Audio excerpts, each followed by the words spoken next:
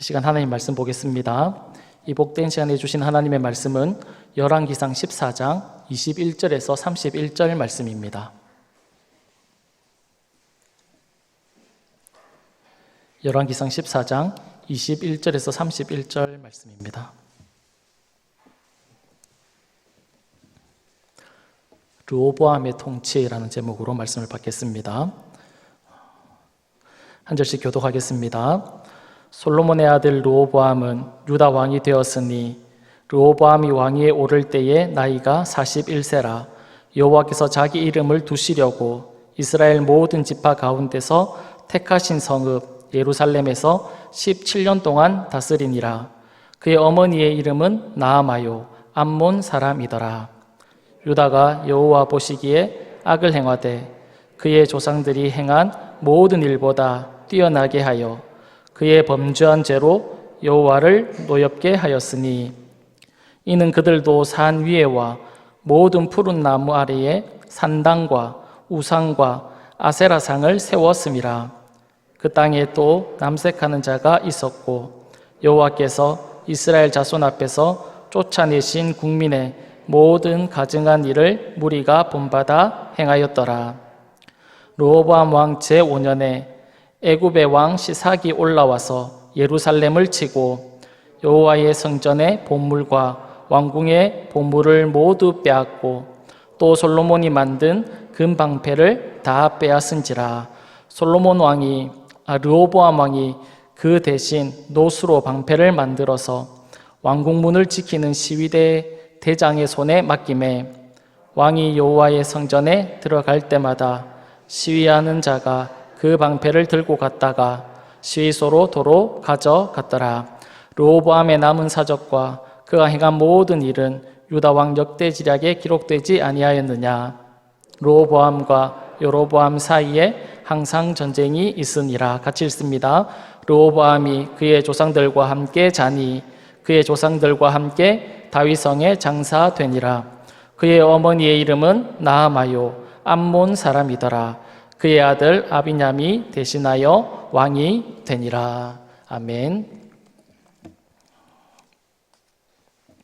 오늘 본문에 보면 남유다 왕인 르호보암이 어떻게 나라를 다스렸는지에 대해서 기록을 하고 있습니다. 본문 22절에서는 그의 통치를 이렇게 기록하고 있습니다. 우리 같이 읽었으면 좋겠습니다. 22절 말씀입니다.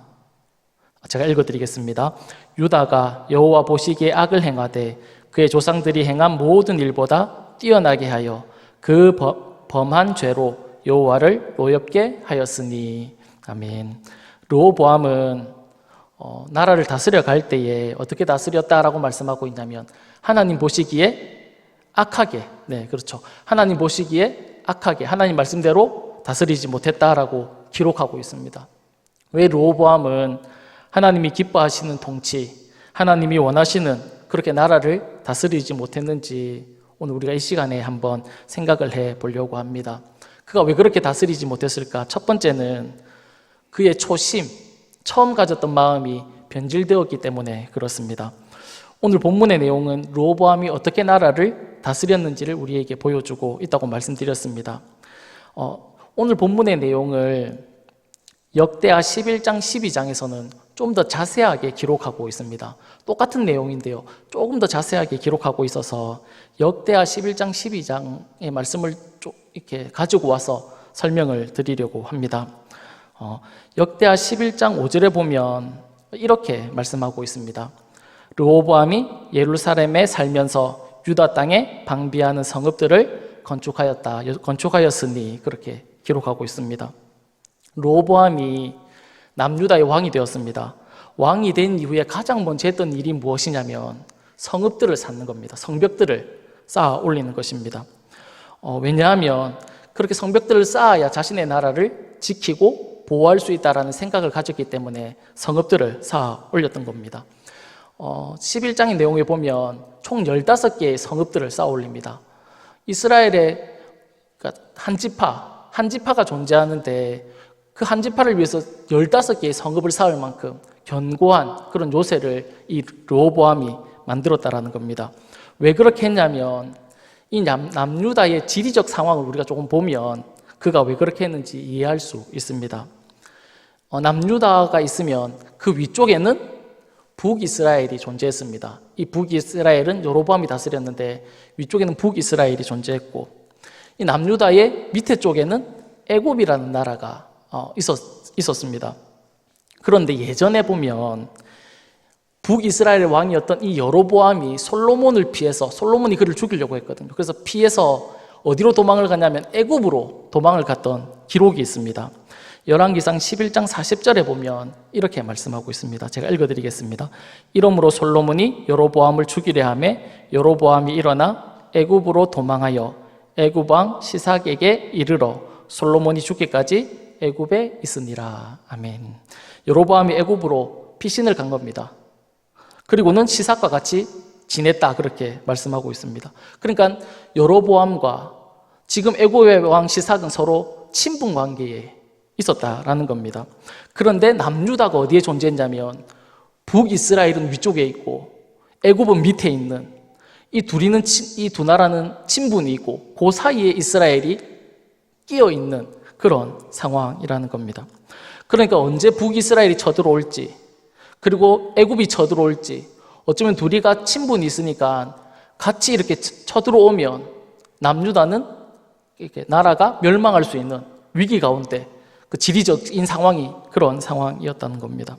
그러니까 이 르호보암이 어떻게 했냐면 성벽들을 쌓은 겁니다. 자신의 나라를 지키고 보호하기 위해서, 자신의 백성들을 보호하기 위해서 성벽을 쌓아 올린 겁니다.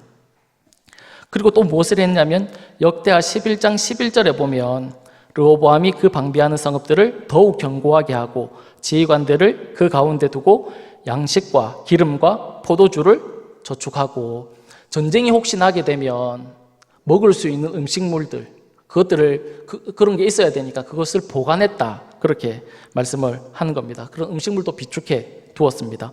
그리고 12전 읽진 않았지만 성에 방패와 창들도 둬서 나라를 지킬 수 있도록 견고하게 르호보암이 했다, 그렇게 말씀하고 있습니다. 어떤 일이 일어날지 모르니까, 혹시 적들이 쳐들어올지 모르니까 자신의 나라를 르호보암이 잘 방비했다, 그렇게 말씀하고 있습니다. 또 어떤 일이 있었냐면 역대하 11장 13절에서 14절에 보면 이렇게 말씀하고 있는데, 우리 이 말씀을 같이 한번 읽었으면 좋겠습니다. 다시 읽어보겠습니다. 시작. 온 이스라엘의 제사장들과 레위 사람들이 그들의 모든 지방에서부터 르호보암에게 돌아오되, 레위 사람들이 자기들의 마을들과 산업을 떠나 유다와 예루살렘에 이르렀으니 이는 여로보암과 그의 아들들이 그들을 해임하여 여호와께 제사장의 직분을 행하지 못하게 하고. 아멘.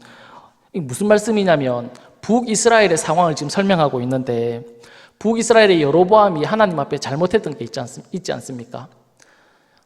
북이스라엘 백성들이 남유다로 내려가지 못하도록, 제사하도록, 예배드리도록 내려가지 못하도록 북이스라엘의 남쪽 끝과 북쪽 끝에 금송아지를 세워놓고 거기 가서 하나님을 섬겨라, 거기서 제사해라, 그렇게 왕이 명령을 했죠.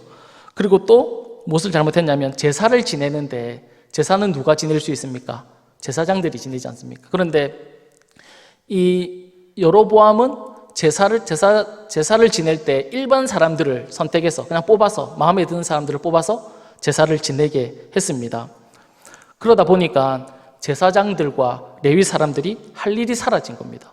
왜냐하면 본인들이 제사를 지내야 되는데 본인들의 일이 다 없어진 겁니다. 다 일반 사람들에게 다 돌아간 겁니다. 그러다 보니까 자기의 일이 사라지고 났는데 하나님 앞에 예배는 드리고 싶고 하나님을 섬기고 싶은 마음은 불같이 일어나는데 자신들이 예배를 드릴 수 없으니까 어떤 일이 일어났냐면 남쪽으로 내려왔다는 겁니다. 르호보암에게로, 예루살렘으로 내려와서 하나님 앞에 제사 드리기 위해서 그들이 망명해서 내려온 상황을 설명하고 있는 겁니다. 자신의 나라를 견고하게 외부로부터 지키기 위해서 성벽들도 쌓고 음식물도 다 다 비축해 두었습니다. 그런데다가 하나님을 섬기기 위해서 제사장들, 레위 사람들, 특별한 사람들이잖아요. 그런 사람들이 자신의 나라로 막 들어오는 그런 상황이 되었습니다. 그러자 그 나라가 어떻게 되었다라고 말씀하고 있냐면 역대하 11장 17절에 보면 이렇게 말씀하고 있는데, 우리 이 말씀도 같이 읽었으면 좋겠습니다. 시작.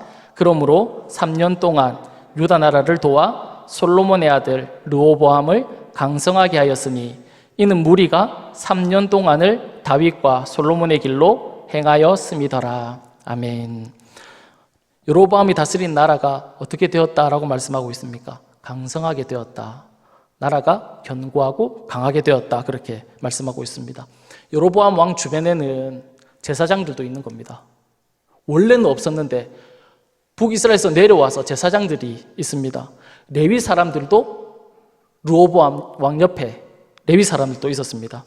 하나님께 그들이 예배를 드렸고, 그리고 하나님의 말씀이 무엇인지 가르쳐주고, 왕 옆에서 하나님의 말씀을, 하나님의 뜻을 계속 가르쳐 주는 겁니다. 그러자 나라가 든든하고 강하게 세워졌다. 그렇게 말씀하고 있습니다. 그런데 이렇게 나라가 강하고, 이렇게 나라가 잘 되고, 이렇게 부유하게 되었는데 여로보암이 어떻게 했냐면, 잘 살고 강하게 되었는데 그 이후에 여로보암이 어떻게 했냐면 역대하 12장 1절 말씀을 보면 이렇게 말씀합니다. 제가 읽어드릴게요. 르호보암의 나라가 견고하고 세력이 강해짐에 그가 여호와의 율법을 버리니 온 이스라엘이 본받는지라. 나라가 견고해졌습니다. 힘이 있어졌습니다. 왜 그렇게 되었을까요? 하나님의 말씀을 따랐기 때문에 그렇습니다. 성경의 표현을 빌리자면 다윗의 길로, 솔로몬의 길로, 하나님이 원하시는 길로 그들이 살아갔기 때문에 그의 나라가 강하고 견고하게 되어진 것입니다. 그런데 여로보암의 생각은 조금 달랐던 것 같습니다. 자신의 나라가 강해지고 견고하게 된 것이 하나님 때문에 그런 것이 아니라 자기 스스로 내가 나라를 견고하게 했고, 내가 서급들을 잘 방비했고, 음식물을 다 비축했고, 그렇게 내가 나라를 잘 다스렸기 때문에 자신의 나라가 부유하고 강하게 되었다라는 생각을 그가 했는지도 모르겠습니다. 그렇다 보니까 자신의 신앙이 어떻게 되었냐면 변질되기 시작한 겁니다. 자신의 나라를 보니까 성읍들은 견고하죠. 전쟁이 일어나도 먹고 마실 것이, 음식들이 비축되어 있죠. 북이스라엘 사람들은 자신의 나라가 좋다고 이렇게 망명하는 상황이죠. 상황이 너무 좋은 겁니다, 보기에. 그러다 보니까 이 르호보암의 마음이 하나님으로부터 돌아섰던 것입니다. 변질된 것이죠. 또 그의 마음을 변질시켰던 것이 있는데 그것이 무엇이냐면 오늘 우리가 읽었던 본문 21절을 보면 이 여로보암의 어머니를 소개하고 있는데 그 어머니가 어떤 사람이다라고 말씀하고 있냐면 나아마, 이름은 나아마이고 어느 지역 사람이라고 말씀하고 있냐면 암몬 사람이다라고 그렇게 소개하고 있습니다. 이 르호보암이 왕을 시작하는 초기에, 왕의 일을 시작하는 그때에 그의 어머니를 소개하고 있는데 오늘 본문 마지막 구절인 31절에 보면 이 르호보암의 이 통치가 마치는 마지막에, 그의 통치를 다 마친 이 마지막에 또다시 한번 그의 어머니를 소개하고 있습니다. 31절 말씀은 우리 다 같이 한번 읽었으면 좋겠습니다. 시작. 르호보암이 그의 조상들과 함께 자니 그의 조상들과 함께 다윗성에 장사되니라. 그의 어머니의 이름은 나아마요 암몬 사람이더라. 그의 아버지 아비암이 대신하여 왕이 되니라. 아멘. 여로보암 왕이 나라를 다스리기 시작할 때 그의 어머니를 소개하고 있고 그의 통치를 다 마치고 마지막에 다시 한번 그의 어머니를 소개하고 있습니다. 이것이 무엇을 보여주는 것일까요? 르호보암이 통치하는 기간 중에 누구의 영향력을 받았다라는 것을 우리에게 말씀하고 싶은 것일까요? 그의 어머니 나아마, 그의 어머니 암몬 사람의 영향을 그가 받았다라는 것을 우리에게 말씀해주고 싶은 것입니다. 처음에는 하나님의 말씀을 잘 따랐습니다. 제사장과 레위 사람과 하나님의 사람들의 말을 잘 들었습니다. 그런데 시간이 지날수록 르호보암은 어머니의 영향을 받아서 하나님을 버리고 어머니를 따라 이방신을 섬기는 잘못된 길을 가는 그런 우리가 르호보암을 생각할 수 있습니다. 솔로몬이 그랬지 않습니까? 솔로몬이 많은 이방 여인들을 아내로 맞아들였습니다. 그 이방 사람들이 이스라엘에 오면서 많은 우상도 같이 가지고 들어왔습니다. 솔로몬은 그 이방 여인들을 위해서 신전들을 세워줬죠. 그러다가 결국 솔로몬이 어떻게 되었냐면 나이가 많을 때에 그의 여인들이 그의 마음을 돌려서 그의 신을 따르게 했다. 그렇게 말씀하고 있거든요. 그 사람 중에 암몬 여인, 오늘 르호보암의 어머니, 그 암몬 여인도 있었다는 겁니다. 그와 같이 르호보암의 어머니도 계속해서 이 르호보암 왕의 마음을 이방신에게로 향하게 해서 결국은 하나님을 떠나도록 한 것입니다. 그렇게 결국 르호보암은 하나님을 버리고 이방신을 따르게 된 것입니다. 그러자 어떤 일이 일어났냐면 애굽 왕 시삭이 쳐들어온 겁니다. 그의 잘못을 깨닫게 해주기 위해서 쳐들어온 것이죠. 그때 선지자 스마야라는 사람이 르호보암에게 너가 하나님 말씀을 버렸기 때문에 하나님도 너를 버려서 시삭의 손에 이 나라를 넘긴다라는 것을 선포합니다. 그때 이 르호보암이 그 하나님의 말씀을 듣고는 스스로 겸비합니다. 내가 잠깐 잘못했구나 생각을 하고는 하나님 앞에 겸비하는데 하나님이 그 모습을 보고는 불쌍히 여기셔서 그 나라를 멸망시키지 않습니다. 단지 징계는 하십니다. 시삭이 올라와서 이 남유다에 있는 모든 것들을 다 이렇게 빼앗아 갑니다. 금과 귀한 보물들을 다 빼앗아서 갑니다. 그러나 완전히 멸망시키지는 않았다라는 겁니다. 하나님 앞에 이렇게 겸비했던 르호보암이 그 마음 상태로 계속하면 얼마나 좋을까요? 내가 하나님을 떠나고 하나님 말씀을 이렇게 버리자 나에게 이런 어려움이 왔다라는 것을 기억하고 그 하나님 말씀을 따라 계속 가면 얼마나 좋았겠습니까? 그러나 역대하에 보면 그의 마음이 견고하지 못했다, 단단하지 못했다. 이 말은 무슨 말이냐면 또 하나님을 섬기는 거기서 다시 돌아섰다는 겁니다. 결국 하나님을 버리고 이방신을 섬기고 하나님 말씀을 어기는 그런 삶을 이 르호보암이 살았다라고 그렇게 우리에게 말씀하고 있습니다.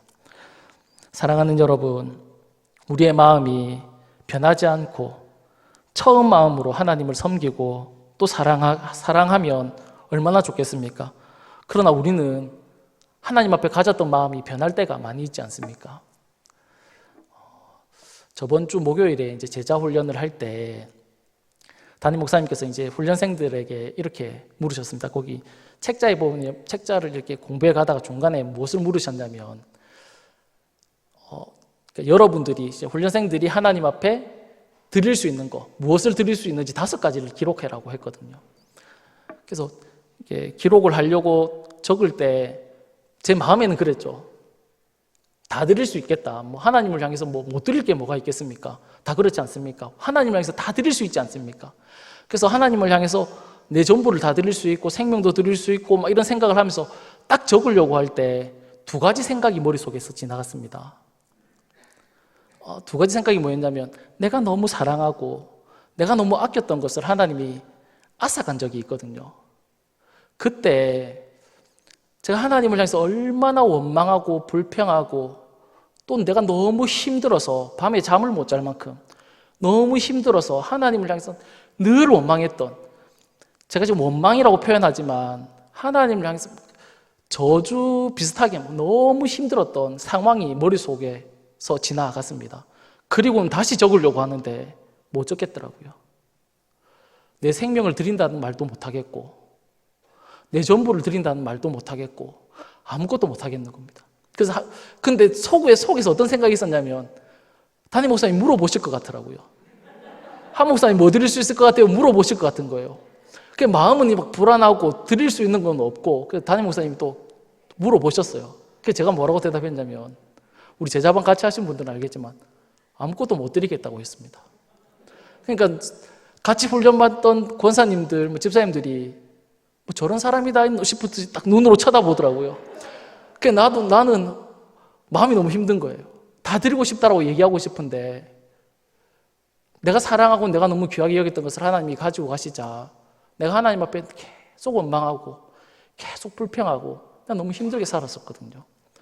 그때가 생각나니까 못 드리겠는 겁니다. 오늘 이 르호보암의 마음이 제가 이제 사역을 시작하기 초기에 사역을 시작하기 뭐 중학교, 고등학교 때는 하나님을 위해서 내 생명도 드리겠다, 뭐든지 다 드리겠다 그런 마음이 있었거든요. 그런데 막상 하나님이 내가 너무 귀하게 여기는 걸 갖고 가시니까 내 마음이 바뀌는 겁니다. 르호보암이 하나님을 향해서 마음이 변질된 겁니다. 처음 마음 그대로 가지지 못하고 변질된 거죠. 사랑하는 여러분, 우리가 혹시 르호보암 같이 그렇게 살아가고 있지 않습니까? 하나님을 향해서 뭐든지 다 할 수 있다. 내 생명도 드릴 수 있다. 내가 헌신할 수 있고 봉사할 수 있고 아무도 모르는 찬송가에 보면 골짜기 같은 곳에 가서 내가 이름도 없이 빛도 없이 내가 하나님을 섬길 수 있다. 그런 마음이 우리에게 있었을 때가 있지 않습니까? 시간이 지나면서 혹시 그런 마음이 우리에게서 변하지 않았는지 우리가 오늘 한번 다시 한 번 더 생각할 수 있는 그런 시간이 되었으면 좋겠습니다. 그래서 우리가 처음 가졌던 그 마음, 하나님을 향해서 사랑하고 섬겼던 그 마음들이 우리에게 다시 회복되는 그런 시간이 있기를 간절히 소망합니다. 두 번째로 우리가 생각해 볼 수 있는 것은 하나님의 은총에 대한 생각입니다. 열왕기사 14장에 보면 북이스라엘의 상황도 기록하고 있습니다. 그리고 남유다의 모습도 기록하고 있습니다. 14장에는 북이스라엘의 모습과 남유다의 모습이 동일하게 기록되어 있습니다. 그런데 북이스라엘도 하나님 앞에 범죄했고 남유다도 어떻습니까? 하나님 앞에 범죄했습니다. 중간에 잠깐 하나님을 향해서 돌이키려고 했던 그런 약간의 몸짓이 있었지만 결국은 북이스라엘과 마찬가지로 남유다도 하나님을 등 뒤로 버리고 하나님으로부터 돌아섰다라는 겁니다. 그런데 두 나라에 대한 하나님의 말씀, 선포하는 말씀이 다르다는 겁니다. 북이스라엘 향해서 하나님이 어떻게 말씀하고 있냐면 북이스라엘 향해서 하나님을 떠났던 그들을 향해서 하나님이 뭐라고 얘기하고 있냐면 열왕기상 14장 10절에서 11절 말씀에 이렇게 말씀하고 있습니다. 제가 읽어드리겠습니다. 그러므로 내가 여로보암의 집에 재앙을 내려 여로보암에게 속한 사내는 이스라엘 가운데 매인자나 노인자나 다 끊어버리되 거름더미를 쓸어버림같이 여로보암의 집을 맑게 쓸어버릴지라. 여로보암에게 속한 자가 성읍에서 죽은즉 개가 먹고 들에서 죽은즉 공중의 새가 먹으리니 이는 여호와께서 말씀하셨음이니라 하셨나니. 아멘. 하나님이 범죄한 여로보암 북이스라엘 향해서는 그의 가족은 물론이고 그의 가문까지 내가 다 멸망시켜버리겠다는 겁니다. 하나도 남기지 않고 내가 다 쓸어버리겠다. 북이스라엘 향해서 그렇게 말씀하셨습니다. 그런데 똑같이 범죄한 남유다 르호보암의 집에 대해서는 하나님이 무엇이라고 말씀하고 있냐면 아무 말씀하지 않습니다. 똑같이 범죄잖아요. 북이스라엘도 범죄했고 남유다도 똑같이 범죄했거든요. 똑같이 하나님을 버리고 하나님으로부터 돌아섰는데 북이스라엘 향해서는 하나님이 저주와 같은 심판을 말씀하셨고 남유다에 대해서는 아무런 말씀을 하나님이 하고 있지 않다라는 겁니다. 하나님은 왜 남유다에 대해서는 아무런 말씀을 하고 있지 않을까요? 그것은 오늘 본문 21절을 보면 무엇이라고 말씀하시는지, 하나님이 무엇이라고 말씀하시는지 이 북이스라엘과 좀 다르게 하나님이 말씀하시는 것을 볼 수 있습니다. 21절 말씀 다 같이 읽었으면 좋겠습니다. 시작. 솔로몬의 아들 르호보암은 유다 왕이 되었으니 르호보암이 왕위에 오를 때에 나이가 41세라. 여호와께서 자기 이름을 두시려고 이스라엘 모든 지파 가운데서 택하신 성읍 예루살렘에서 17년 동안 다스리니라. 그의 어머니의 이름은 나아마요 암몬 사람이더라. 아멘. 여기서 중요한 내용은 르호보암이 다스렸던 예루살렘에 대해서 이렇게 설명을 하고 있다는 겁니다. 여호와께서 자기 이름을 두시려고 예루살렘 모든 지파 가운데서 택하신 성읍 예루살렘이라는 말을 사용하고 있다는 겁니다. 이 말을 우리는 주의 깊게 봐야 한다는 겁니다. 이 말은 언제나 방금 읽어드렸던 이 말은 언제나 하나님이 다윗과 맺은 언약을 연상시키게 하는 그런 구절이기 때문에 그렇습니다. 열왕기상 11장 13절에 보면 이렇게 말씀하고 있습니다. 오직 내가 이 나라를 다 빼앗지 아니하고 내 종 다윗과 내가 택한 예루살렘을 위하여 한 지파를 내 아들에게 주리라 하셨더라. 열왕기상 11장 32절에도 보면 오직 내 종 다윗을 위하고 이스라엘 모든 지파 중에서 택한 성읍 예루살렘을 위하여 한 지파를 솔로몬에게 주리니. 11장 36절에 그의 아들에게는 내가 한 지파를 주어서 내가 거기서 내 이름을 두고자 하여 택한 성읍 예루살렘에서 내 종 다윗이 항상 내 앞에 등불을 가지고 있게 하리라. 그렇게 말씀하고 있는데 오늘 본문에서 르호보암이 통치하고 있는 예루살렘, 이 예루살렘은 모두 지파 가운데서 자신의 이름을 두려고 택하신 성읍이다라고 그렇게 기록하고 있다는 겁니다. 다윗의 언약을 기억하게 하는 그런 구절입니다. 하나님이 다윗과 맺은 언약이 무엇입니까? 사무엘하 7장 14절에 보면 이렇게 말씀합니다. 나는 그에게 징계하려니와 내가 내 앞에서 물러가게 한 사울에게서 내 은총을 빼앗은 것처럼 죄송합니다. 나는 그에게 아버지가 되고 그는 내게 아들이 되리니 그가 만일 죄를 범하면 내가 사람의 매와 인생의 채찍으로 징계하려니와 내가 내 앞에서 물러가게 한 사울에게서 내 은총을 빼앗은 것처럼 그에게서 빼앗지는 아니하리라. 내 집과 내 나라가 내 앞에서 영원히 보존되고 내 왕위가 영원히 견고하게 된다. 그것이 하나님이 다윗과 맺은 언약입니다. 무슨 말이냐면 너가 내 앞에서 잘못하면 내가 징계는 하겠다는 겁니다. 하지만 내가 빼앗지는 않겠다. 하나님께서 그렇게 약속하신 겁니다. 하나님이 너가 비록 잘못 살고 비록 범죄하지만 내가 내 은총을 거두지는 않겠다. 그렇게 하나님께서 다윗과 언약을 맺으신 겁니다. 여로보암이 죄를 지었을 때 그의 집은, 그의 가문은 완전히 하나님이 쓸어버리시겠다. 그렇게 말씀하셨지만 왜 르호보암이 죄를 지었을 때는 그런 말씀이 없습니까? 하나님이 다윗과 하신 이 언약을 기억하신 겁니다. 내가 멸망시키지 않을 것이다. 내가 다 빼앗지 않을 것이다. 그 언약을 하나님께서 기억하신 겁니다. 하나님 오늘도 우리에게 그리고 하나님의 자녀된 자들에게 이렇게 말씀하고 있다는 겁니다. 하나님은 어느 시대에나 자기 백성을 징계하십니다. 그러나 그의 백성을 아주 버리시지는 않으신다라는 사실입니다. 하나님의 백성이 아니면 사울의 집과 같이 여로보암의 집과 같이 싹 쓸어버리십니다. 하나님이 그 끝을 보신다는 겁니다. 그러나 하나님의 백성에게는 자신의 자녀된 자들에게는 징계는 내리겠지만 은총을 기억하겠다는 겁니다. 은총을 베풀어 주시겠다. 그렇게 말씀하고 있다는 겁니다. 사랑하는 여러분, 하나님은 오늘도 우리들에게 여로보암처럼 대하지 않으신다는 사실입니다.